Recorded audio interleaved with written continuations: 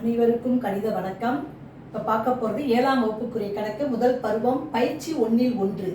அதில் முதல்ல உள்ள கணக்கை பார்க்க போகிறோம். கோடிட்ட இடங்களை நிரப்புக. அதில் எத்தனாவது கணக்குன்னு பார்த்தீங்கன்னா 7வது கணக்கு, அப்புறம் 8வது கணக்கை பார்க்க போகிறோம். 7வது கணக்கு என்ன கொடுக்கப்பட்டிருக்கு பாருங்க. 75 + -25 = டேஷ் அப்படின்னு கொடுத்துருக்காங்க.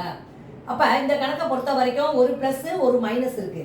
அப்ப வேறுபட்ட குறியீடு இருக்கும் பொழுது நம்ம என்ன செய்யணும்? பெரிய நம்பர்லேருந்து சிறிய நம்பரை கழித்து பெரிய எண்ணிற்கு உரிய குறியீடை எழுதணும். இப்போ பார்த்தீங்கன்னா 75 25 இருக்கு. பெரிய நம்பர் 75, 75ல 25 கழிச்சால் 50.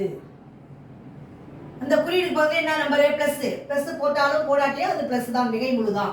அப்ப பிளஸ் 50ன்னு எழுதலாம், இல்ல வெறும் 50 அப்படின்னு எழுதினாலுமே அது மிகை முழு தான். அடுத்த கணக்கு பாருங்க. 171 + டேஷ் = 0. இந்த கணக்கு என்ன கணக்கு அப்படின்னு பார்த்தீங்கன்னா என்ன விதி? கூட்டல் எதிர்மறை. 171ஓட எந்த நம்பரை போட்டு கூட்டினால் வரக்கூடிய விடை 0 அப்படின்னு பார்க்கும் பொழுது இதனுடைய கூட்டல் எதிர்மறை +171 கொடுக்கப்பட்டிருக்கு. அதனுடைய கூட்டல் எதிர்மறை -171. ரெண்டையும் சேர்த்து கூட்டும் பொழுது வரக்கூடிய விடை என்னது? 0. புரிஞ்சுங்களா?